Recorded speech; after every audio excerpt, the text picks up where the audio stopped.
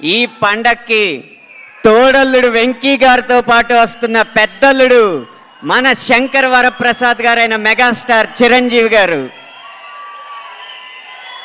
మీకు ఒక చిన్న వ్యక్తిగతమైన విషయం మీతో పంచుకోవాలి.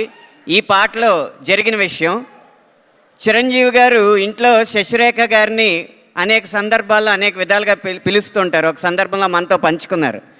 ఆయన బాగా గంభీరంగా ఉంటే సురేఖ అని పిలుస్తారు, బాగా సరదాగా ఉంటే రేఖ అని పిలుస్తారు.